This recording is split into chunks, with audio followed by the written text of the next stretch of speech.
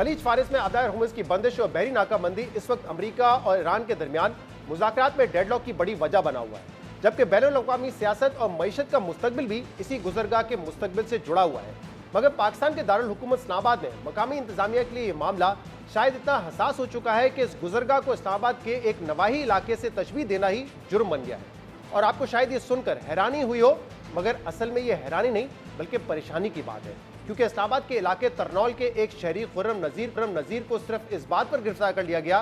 क्योंकि उसने अज़राए मजाक इस्लामाबाद के तरनौल फाटक को आबदार हुर्मुज़ से तशबीह दे दी थी। खुर्रम नज़ीर ने तरनौल फाटक से अपने सोशल मीडिया पर सिर्फ ये लिखा था कि तरनौल फाटक भी आबदार हुर्मुज़ से कम नहीं है, उसे अगर बंद कर दिया जाए तो हमारे सारे मसले हल हो जाएंगे।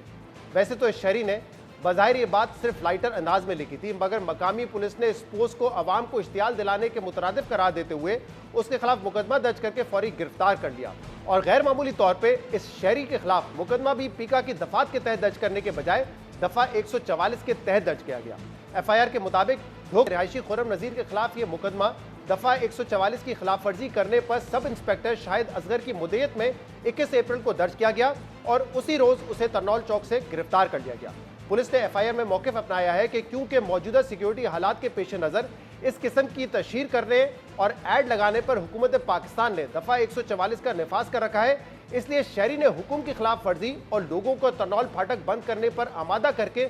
जुर्म का इर्तिकाब किया है। यानी पुलिस का मौक़िफ़ है कि शहरी ने यह बात सिर्फ अज़राए मजाक नहीं बल्कि लोगों को इश्तियाल दिलाने के लिए लिखी थी, मगर FIR में इस बात का कोई जिक्र नहीं है कि ये मुल्जिम ने अमली तौर पे फाटक बंद करने की कोई कोशिश भी की थी या नहीं की थी। इसके अलावा हमने ये जानने की भी कोशिश की कि हुकूमत ने वाकई इस बारे में कोई इश्तिहार लगाने या तशहीर करने पर पाबंदी लगाई है जैसा कि FIR में दावा किया गया है, मगर हमें अभी तक इस बात की कोई तस्दीक नहीं मिल सकी है। और जब हमने इस बारे में मुकदमे के मुद्दई सब इंस्पेक्टर से रब्ता करने की कोशिश की तो उनसे भी हमारा रब्ता नहीं हो सका। बहरहाल BBC उर्दू के मुताबिक मकामी पुलिस ने यह गिरफ्तारी इलाका मजिस्ट्रेट के हुक्म पर की है, क्योंकि इलाका मजिस्ट्रेट ने जब सोशल मीडिया पर इस तहरीर को पढ़ा तो उन्होंने मुल्जिम के खिलाफ तादीबी कार्रवाई करने का हुक्म दे दिया था। दूसरी तरफ फौजदारी मुकदमात के पैरवी करने वाले वकील राजा इमरान अली ने BBC को बताया कि अमूमी तौर पर दफा 144 का नफाज शहर में डबल सवारी पर पाबंदी, 5 या 5 से ज्यादा अफराद के एक जगह पर जमा होने, लाउड स्पीकर के इस्तेमाल और हेल्थ इमरजेंसी की सूरत में किया जाता है। मगर ये उनके प्रोफेशनल करियर में पहली मर्तबा है कि किसी शख्स ने सोशल मीडिया पर पोस्ट लगाई हो और उसके खिलाफ सेक्शन 144 के खिलाफ वर्जी करने का मुकदमा दर्ज कर लिया गया हो, जबकि सोशल मीडिया के गलत इस्तेमाल और डिजिटल क्राइम को रोकने के लिए national cyber crime investigation authority मौजूद है, लेकिन उन्होंने मुल्जिम के खिलाफ कोई कार्रवाई नहीं की।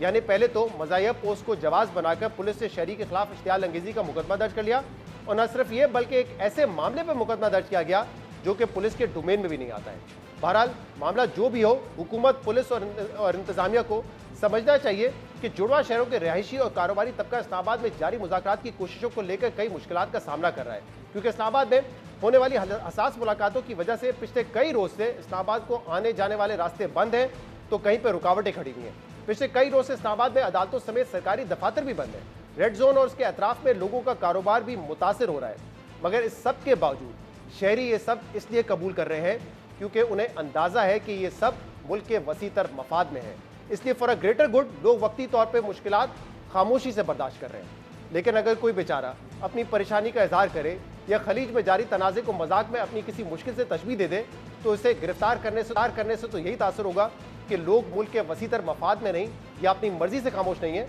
बल्कि उनकी खामोशी की वजह मुकदमात का खौफ है।